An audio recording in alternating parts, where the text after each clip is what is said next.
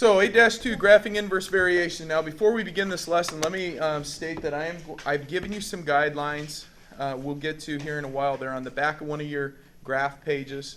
Okay, they look like this. When we get to those are just guidelines. You don't have to do it this way. I will talk about it. I've given you those. Those are for people that that need a very concrete way. I will show a way that you can do it kind of in a bit of a shortcut process, but it's also very more abstract. So, and you'll have other teachers that will show you different ways. But before we begin, on your calculator we need a graph. Y equals 1 over x, describe the graph. Y equals negative 1 over x, describe the graph. And then answer the question, why could x not equal 0 in those equations? Why could y not? And then you need to, we'll define branches and asymptotes together here in a minute. You don't need to get a book for that. Okay, go for it. Okay, so bar no list is here. We've got 2. It makes a cool little pattern. Check that out, man. Isn't that awesome? Okay, I'm going to go ahead and change this. I am going to turn off the second one, the y equals 1 over negative x. We've got that graph right there is y equals 1 over x. Hopefully we can get that focused a little better. Okay, so these things, these Dealey McBobbers right here, we call them branches. That way we don't have to keep calling them Dealey McBobbers. Okay? And branches. All right? Now you'll notice that this graph, it goes here and then it starts way over here on the left, starts going way down, and all of a sudden it's jumping way up here. We don't even see it. But if we look at our table on it, you'll notice when x equals 0, we get an error. That means this graph does not exist when x equals 0. And in fact, if you turn on the other one, and turn this one off, we have our negative. Okay, oops, I didn't turn that one. All right, we'll graph that one. Notice now it's just kind of reflected, right? Reflected over what? Y equals x. Did it go over y equals x? Y axis. I think it just went over the x-axis, yeah. Yeah. My calculator didn't graph that at Oh, well, we'll have to take a look at it. Okay? Look at our table. X is 0. We get that error. Okay? These are called rational functions. When you have a rational function, you get these things called branches, and they exist in different quadrants generally. Not always. I mean, sometimes they're going to split other quadrants, but a lot of what we're going to explore today is going to exist in just different quadrants. Okay? But you're always going to have asymptotes. That's what those things are called. Where x does not exist, there's an imaginary line running right down the graph here at x equals 0. That's called an asymptote. That's our vertical asymptote. In fact, there's another imaginary line on this graph. It's running at y equals 0, and that's called your horizontal asymptote. Those asymptotes are lines that the graph approaches but never hits. At least the vertical ones are. The horizontal ones we could actually cross over. We'll get to that later. Okay, they get really, really close, and sometimes they jump over that line like they're I don't know, trying to tempt you or something, tempt fate or something. Yeah. So there's a vertical line, but it's like along the x-axis y, so we can't see it. Correct. It's called an asymptote. So a line that our graph approaches but never hits is our vertical asymptote, and it's at x equals 0. So let's talk about why we have that. Why could x not equal 0 in either of these equations? Go ahead and tell your neighbor what happens and why. Okay, why could it not equal 0? Tyler. Because you can't divide by 0. Can't divide by 0. We get undefined. You can't make something or you can't make nothing out of something. Yes, you can. Okay? No. We're not going to go into it. You can't divide by 0. It's undefined. You get an asymptote. So anytime you get a 0 on your denominator, that is called an asymptote. Why could y never equal 0?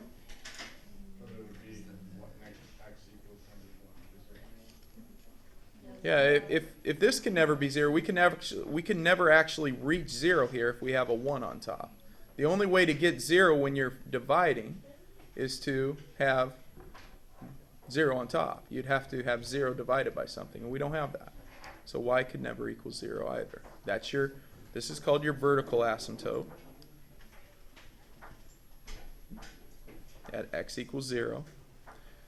This is called your horizontal asymptote. And I abbreviate asymptote there at y equals 0. Okay? Now, if you actually want to see how to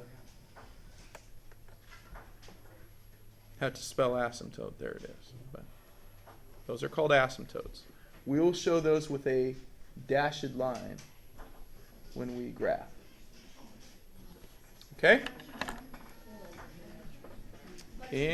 Any questions? Score. Let's try some of this.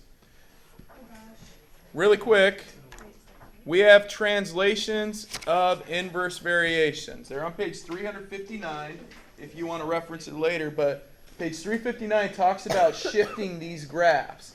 Now notice, I know this is a rational, all these are rational functions.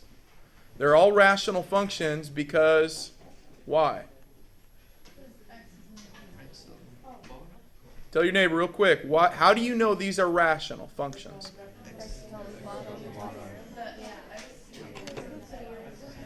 Okay, time's up. How do I know? Jaden? Because it's being divided by x. Yeah, x is in the denominator. That tells you it's rational. If you didn't know that, make a note of it. Okay, that's what's different about these than the other ones we've studied. X is now moved. It's packed its bags and it's moved to the denominator. It was in the power position last chapter or in the log. Now it's in the denominator. It's a rational function. It's rational. Okay, that means ratio. It's a fraction, right? When we've dealt with h and k all year, think about hk. Tell your neighbor what h does and what k does.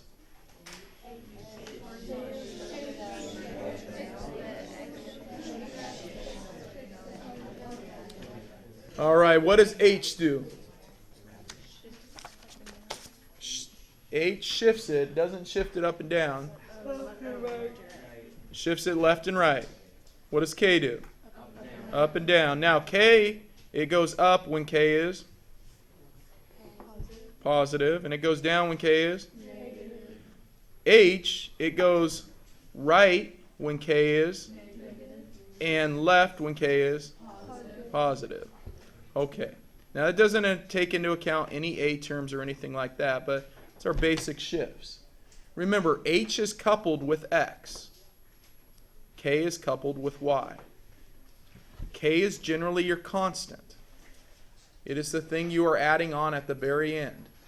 So when I look at this, and I look at x, and I say, well, what's coupled with x here? 5.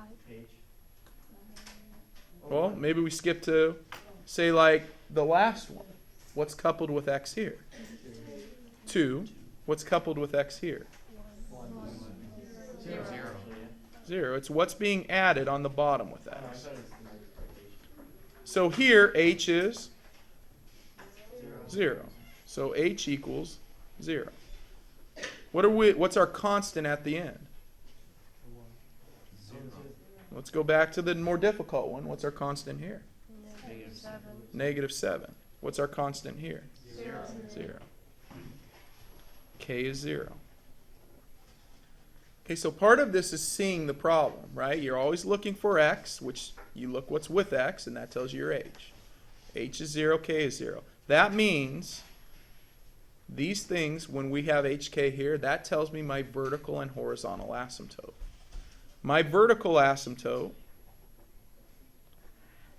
vertical line that's going straight up and down, my vertical asymptote is h equals 0, which means that's our x, right?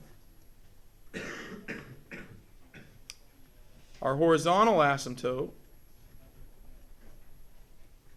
is k equals 0, and that's our y. Now tell your neighbor, that seems counterintuitive a bit, tell your neighbor why, if you're looking at a graph, why would our vertical asymptote be the h and the horizontal be the k? Or why would vertical be our x and horizontal be our y? Because it has to do with Talk about it. Time's up. Why would our vertical asymptote be h and horizontal be k? Colt? because the original function for x equals 0 is the vertical line. So maybe, the h kind of goes along with x. Well, if I draw a vertical line, and maybe it would be easier if I show it on this problem. What's our h here? Negative 2. What makes this 0? 2. What's our k? 7. 7. Everyone with that? Okay. So that means this is my vertical. This is my horizontal. Might be easier if I show it on this one. If I say my vertical is at h equals 2, which is my x, that would be right there. Why is that an x for a vertical? Yeah. Because x equals is a vertical line, so isn't in relation to h, won't that be vertical too? Yeah, it's crossing the x-axis, right? It's a vertical line crossing at x equals 2. Okay, this is going to be a horizontal line crossing at y equals 7. Okay, so my graph does that. Those are my asymptotes. That means my branches are going to appear in one of these 4 quadrants that have been found by my asymptotes. Tyler? So then you would do the opposite integer for whatever is shown for h, right? It's whatever makes this 0. I hate just saying opposite because eventually as you guys study more math, there's going to be an a value out here. So it's what makes this 0. Okay? But yes, for this problem it's just the opposite. Okay? We good on asymptotes? Yeah? Okay, let's graph some of these. We are going, here are your steps. They're on the back of this sheet. You can follow these steps, or you can try to follow along with me to begin with. Okay, let's try number 3. So you have a piece of graph paper that has a bunch of tables, graphs. This is number 3 on your assignment.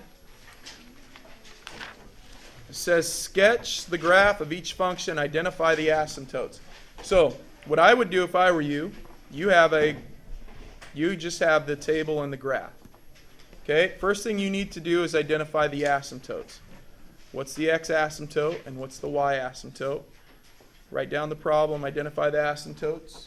Do that with your neighbor real quick. A x asymptote is 0, y is 1, because we're adding nothing to the bottom with x and we're adding 1 there. So on your graph now, you can put those asymptotes in. X equals 0 happens to be this line right here.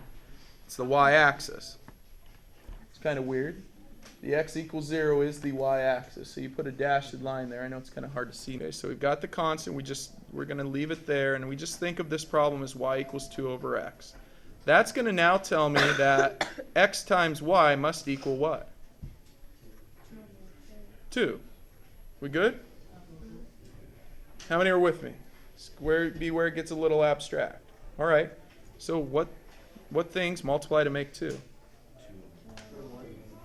Okay. 2 and 1. 4 and 1 half. What else? 4 and 1 half. Okay. 8 and 1. Okay, how about, let's go with some negatives. I'm trying to split 0, so how about like 1 and 2? That's a positive. Okay, 2, negative 1, negative 1, and negative 2, negative 2, negative 1.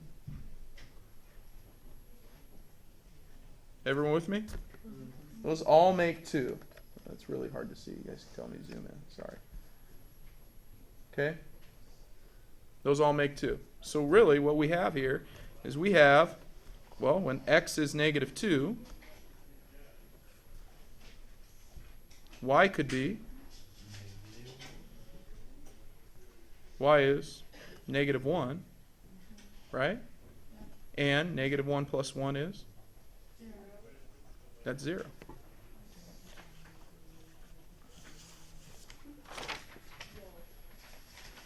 Guys good? Go ahead. I'm kind of confused why you have the negative 1 right there. Because remember, the constant is going to stay constant. It's what we're going to add on at the end. So we took this equation. We just said y equals 2 over x. And so if we're going to plug in -2 for x, 2 divided by -2 gives you -1. Oh. And we got that -1. It's actually over here as well. Okay, we're kind of showing it in a multiplication versus a division form. So it's just that 2 over -2, you just simplify it? Mhm. Okay. And so if I have -1, -1 times -2 gives me 2. This is going to be -2, and you could check that by putting the -1 in there. 2 divided by -1 is -2. If I have 1 times 2, or 2 divided by 1, right, is 2. And if I put 2 in, 2 times 1, or if you do 2 divided by 2, gives you 1. Okay, and we can even put our 4 in. Okay, 2 divided by 4 is 1/2. 1/2 plus 1 is? Thank you. Is 1.5. 1 plus 1 is? 2. 2 plus 1 is? -2 plus 1 is? -1. That's 0. And we didn't put 1, but we could put -4, right? What's that going to give us here? -1/2 plus 1. It's 1/2.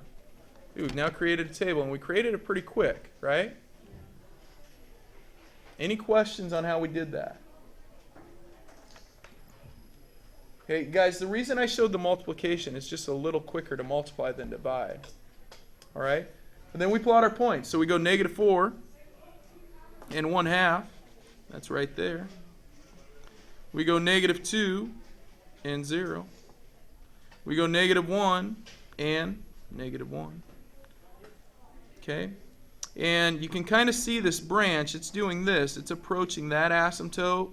And we don't have any more, but we could pick another value, but it's going to just, I want you to bend it off like that and approach that asymptote. Yeah? So do we plot the actual points, or do we plot points based off the asymptote? We're plotting these points right here. Okay, so. These coordinates. So -4, 1/2. So it doesn't depend on all where the asymptotes are, you just do a rational way? Correct. Okay? And so we've got 1, 3, 2, 2, and 4, 1.5. Yeah, 2, 2. Right.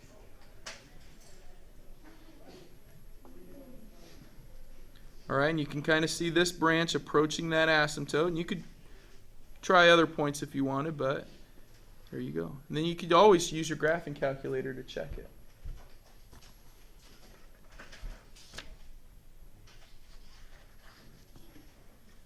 All right. Yeah, it is. Any questions there? All right. Tell your neighbor really quick. Like on this one, this is number 4. What's your x asymptote, everyone? 3. That's what makes that 0. What's your y asymptote? 1. Okay, so in this, -3 over x minus 3, all plus 1, remember your 1's your constant. That's the thing that's always there. Okay? We're going to try to pick points now that multiply to make -3. So we have x times y equals -3. The only difference, though, is they're subtracting 3 from x. So when we're done picking our points that multiply to make -3, we have to add the 3 back on. Okay? Or the other route to go is say, hey, can I somehow make this equal 1, this part of the fraction? What would I need on the bottom to make that equal 1? So -3 divided by what is 1? -3. So you need 0 for it. -3 divided by -3. Okay, so, no, not -3. -3 divided by -3 would give us 1, so what would we need here? We need 0.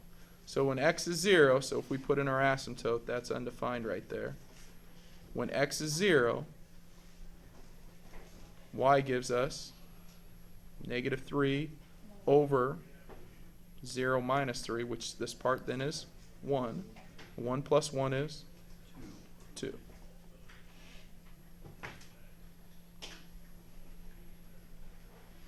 guys with me on it? Okay. Now the other route you could have went with that is you could have said x times y equals negative 3. What times y? Well, to get 1 here, what would this be? Negative 3. Well, negative 3 times 1 is negative 3. Stop for a minute. This part right here, where we got that 1, well, we're saying it's 0. Well, since we added or subtracted 3 here, we'd have to, whatever number we get in this here, we'd have to add 3 back on. That gets us to that 0. Okay, so give me another thing that multiplies to make negative 3. Like negative 1 times 3. Well, yeah, so take or add 3 back on and we get 3 plus negative 1 is? That's 2. So we could put 2 right here. Okay? And if we plug 2 in, 2 minus 3 is? Negative 1. Negative 3 divided by negative 1 is? 3. 3 plus 1 is? 4. Notice we get that same 3, okay, when we put the negative 1 in. All right, your assignment. You need to do numbers 4, 5, and yep, example side, you need to do number 4, 5, and 7 today. 4, 5, and 7 over the weekend. All right? Very good.